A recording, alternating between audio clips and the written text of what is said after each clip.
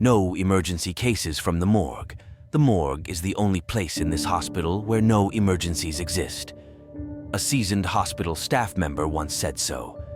In my first night shift, that reminder etched deep into my memory. Throughout my 25 years here, tonight is no different. I make my rounds to ensure nothing unusual happens. Then, back to my duty room, I lock the door. Suddenly, my phone rings. A doctor upstairs requests the relocation of an unfortunate patient who has untimely departed reality. After a failed resuscitation half an hour ago, when I inquired about paperwork procedures, he retorted, "Get on with your job." So, I hung up. Regardless, that poor soul has departed, so obviously it's not an emergency. My job may not be the most crucial in the hospital, but I have principles and self-respect. I demand mutual respect at work and won't compromise on any case. The bell rings again. This time a forensic specialist requests moving and storing a body for further analysis. The next morning she seems polite, so I open the cold room for her. Recently I've been sensitive. I've heard about this case but paid it little attention. After placing it in Freezer 3D, we sign the transfer papers, and I lock the cold room again. The bell rings again. Oh dear, it's the third time. A faint voice on the other end asks if I'm not curious about what happened to the body in Freezer 3D. No, I reply, and hang up. This job has no room for curiosity.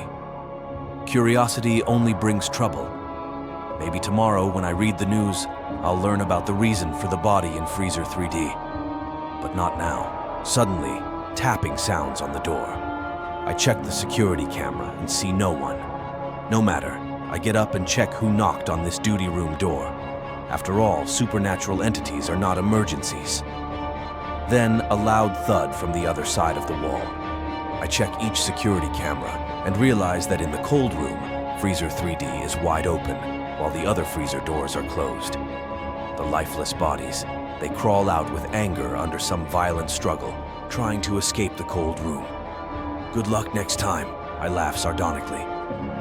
Fluids and body parts scatter across the room. It seems tomorrow's team and experts will have an interesting day. However, the returning undead are not emergencies either. I yawn. My biological clock signals bedtime. In a moment, I quickly drift into sleep. When I wake to the alarm, it's 7 a.m. The morning team, all in special protective suits, some with guns, storms in, trying to subdue the lifeless bodies. With extraordinary skill, they pin them down on the examination table. I sit, excitedly observing. I always tell colleagues that if anything happens, I want to be part of the emergency response team.